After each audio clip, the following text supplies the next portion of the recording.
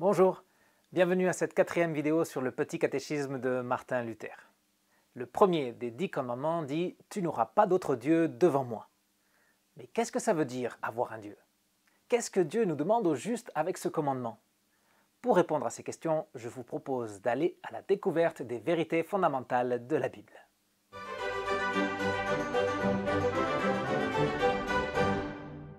Avant de commencer à creuser dans le premier commandement, je vais vous expliquer brièvement comment on va procéder. Et ce sera à peu près pareil pour chaque commandement. On fera ça en 3 étapes. D'abord, on verra une petite explication sur le thème du commandement, parce qu'on veut savoir de quoi il nous parle. Après, on verra les limites que Dieu nous impose, c'est-à-dire ce qu'on ne doit pas faire, c'est le sens négatif du commandement. Et finalement, on verra les actions que Dieu attend de nous, ce que Dieu nous demande de faire. C'est le sens positif du commandement. Bien, on va commencer par le premier commandement.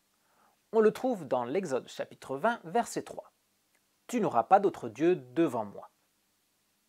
Avoir un Dieu, c'est lui donner son cœur, faire des sacrifices et des efforts pour lui plaire et lui faire une entière confiance. En fin de compte, c'est faire de lui notre priorité, l'objet de nos pensées et de nos projets. Avoir un Dieu, c'est aussi lui attribuer le bien qu'on reçoit et espérer son soutien et son aide dans tous les besoins.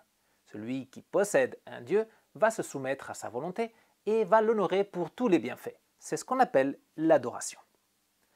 Dans le premier commandement, Dieu nous dit ce qu'on ne doit pas faire, avoir d'autres dieux. C'est ce qu'on appelle l'idolâtrie, c'est-à-dire qu'on ne doit pas se soumettre, honorer et adorer autre chose qui ne soit pas le Dieu de la Bible. Quand on parle d'idolâtrie, on pense tout de suite à l'Antiquité. Il y avait Zeus chez les Grecs, Jupiter chez les Romains, Osiris ou Ra chez les Égyptiens. Ce genre d'idolâtrie, c'est ce qu'on appelle l'idolâtrie grossière, c'est-à-dire une idolâtrie qui est évidente. Les gens se prosternaient devant des statues, ils présentaient des offrandes et des sacrifices, ils construisaient des monuments pour les honorer, etc. Cette idolâtrie grossière et évidente est pointée du doigt dans Romains 1, 25. Eux qui ont remplacé la vérité de Dieu par le mensonge et qui ont adoré et servi la créature au lieu du Créateur, qui est béni éternellement. Amen. Sans la révélation de Dieu, les gens ne connaissent Dieu que par la nature et par la conscience, comme on l'a vu dans la précédente vidéo. Mais au lieu de chercher à savoir si Dieu s'était révélé, ils ont choisi de s'inventer des dieux et d'adorer les choses créées, comme les animaux, les astres ou les forces de la nature. L'idolâtrie grossière continue d'exister aujourd'hui. Non seulement dans les pays ou les religions où on continue d'adorer des statues. Quand quelqu'un ne sort jamais de chez lui sans son porte-bonheur, il démontre qu'il met sa confiance en cet objet et pas en Dieu.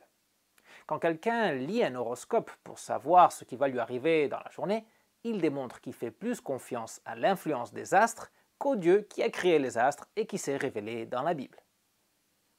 Tout comme il y a une idolâtrie grossière, il y a aussi une idolâtrie plus subtile. Et celle-là, on peut la voir un peu partout. L'idolâtrie subtile consiste à craindre et aimer quelque chose plus que Dieu et à lui faire davantage confiance qu'à Dieu.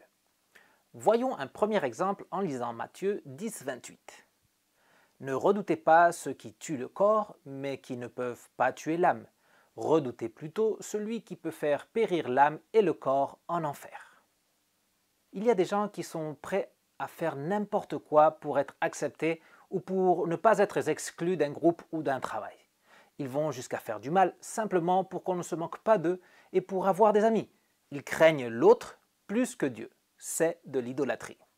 On trouve un deuxième exemple d'idolâtrie subtile dans Colossiens 3, 5. « Faites donc mourir en vous la soif de posséder, qui est une idolâtrie. » L'avarice est une idolâtrie subtile. Quand on pense que l'argent va pouvoir nous donner tout ce qu'on a besoin ou que l'argent va nous aider à nous en sortir dans la vie, on est en train de faire plus confiance à l'argent qu'à Dieu. C'est de l'idolâtrie. On a un troisième exemple d'idolâtrie subtile dans Matthieu 10, 37. « Celui qui aime son père ou sa mère plus que moi n'est pas digne de moi, et celui qui aime son fils ou sa fille plus que moi n'est pas digne de moi. » Quand on préfère passer du temps en famille plutôt que d'aller au culte et méditer la parole de Dieu, c'est qu'on aime la famille plus que Dieu. Aussi, quand on préfère pratiquer un sport, Être sur les réseaux sociaux, prendre soin de sa voiture ou de son jardin plutôt que d'aller au culte et méditer la parole de Dieu, c'est qu'on aime ces choses plus que Dieu. Si quelque chose dans la vie nous est plus importante que Dieu, nous aimons cette chose plus que Dieu, et c'est de l'idolâtrie. On trouve un dernier exemple d'idolâtrie subtile dans Proverbe 3,5. Confie-toi en l'Éternel de tout ton cœur et ne t'appuie pas sur ton intelligence. Quand on fait plus confiance aux médecins ou à la science qu'à Dieu, on est dans l'idolâtrie subtile. Si on fait plus confiance à notre capacité intellectuelle ou à notre force pour faire face à toutes les situations, on est dans l'idolâtrie subtile, parce que notre confiance n'est pas mise en Dieu.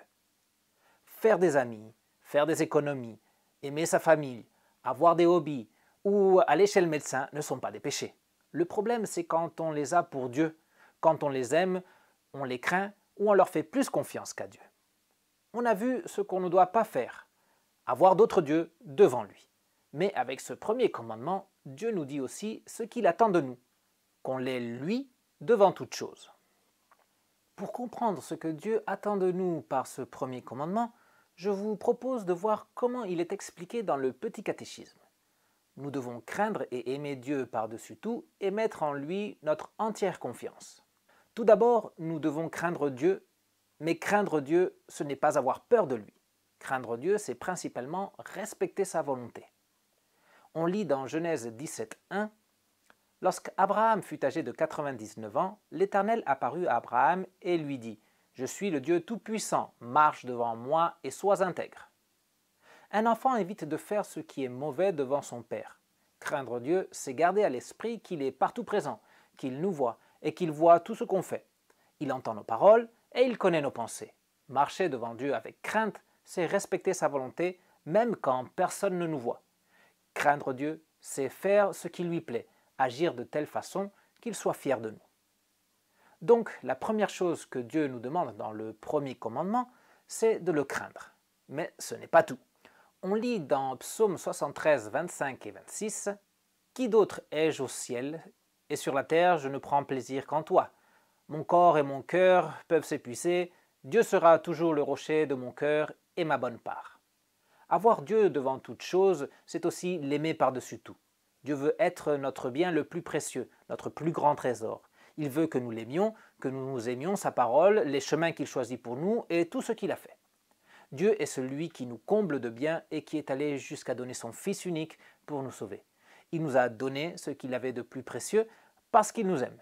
Il mérite qu'on l'aime en retour. Mais l'amour n'est pas qu'un sentiment. L'apôtre Jean, inspiré par le Saint-Esprit, nous apprend dans sa première carte, chapitre 5, verset 3, « En effet, l'amour envers Dieu consiste à respecter ses commandements. » Le véritable amour se démontre. L'enfant qui aime ses parents fait ce qu'on lui demande, et il le fait volontairement et avec plaisir. Notre amour pour Dieu doit être démontré par le fait que nous voulons garder ses commandements. Non par obligation, non par contrainte, mais volontairement et avec plaisir. Le premier commandement nous demande jusqu'ici de craindre Dieu et de l'aimer par-dessus tout. Il y a un troisième aspect à considérer dans ce premier commandement. Pour voir ce troisième aspect, nous allons lire le psaume 118, verset 6. « L'Éternel est pour moi, je n'ai peur de rien. Que peuvent me faire les hommes ?» Nous devons faire entièrement confiance à Dieu. Faire confiance, ça signifie dépendre de la fidélité de quelqu'un, croire qu'il va faire ce qu'il a dit. Faire confiance à Dieu signifie dépendre de lui, de sa fidélité et être sûr qu'il est notre soutien, comme il l'a promis. Quand on fait entièrement confiance à Dieu, on a l'assurance qu'il nous bénit et qu'on peut attendre de lui l'aide et le secours dont on a besoin. Regardez ce qui nous est dit dans le psaume 42, 12. « Pourquoi être abattu, mon âme, et pourquoi gémir en moi? Espère en Dieu, car je le louerai encore, il est mon salut et mon Dieu. » Normalement, Dieu vient en notre aide par des moyens ordinaires. Par exemple, quand on tombe malade, on va chez le médecin et on prend les médicaments qu'il nous indique. Mais on doit garder à l'esprit que notre vie dépend entièrement de Dieu et pas des moyens qu'il utilise pour nous venir en aide. Quand les moyens existants sur la terre ne sont plus efficaces, on ne doit pas désespérer, mais faire confiance à Dieu, croire qu'il peut encore nous aider. De cette façon, on montre que nous dépendons uniquement de lui et que nous nous en remettons à lui. Quand on craint Dieu, qu'on l'aime par-dessus tout et qu'on lui fait entièrement confiance, nous n'avons pas d'autre Dieu devant lui. Dieu est véritablement notre Dieu. On lit dans Matthieu 6, 21. En effet, là où est ton trésor, là aussi sera ton cœur. Craindre Dieu, l'aimer par-dessus tout et lui faire entièrement confiance sont des choses qui se passent dans le cœur. Dans ce commandement, Dieu se veut notre trésor et nous demande notre cœur, tout notre cœur. Le premier commandement est le plus important de tous. Tous les autres commandements dépendent de celui-ci. Pour ceux qui ne considèrent pas Dieu comme leur trésor, il n'y a aucun intérêt à garder les commandements. Par contre, celui qui considère que Dieu est son bien le plus précieux, celui qui sait que Dieu l'aime en Christ, celui-ci va s'efforcer de garder tous les commandements. On est arrivé à la fin de cette vidéo. Réponds maintenant au quiz qui se trouve dans la description et on se retrouve bientôt pour continuer notre étude des vérités fondamentales de la Bible. Ciao!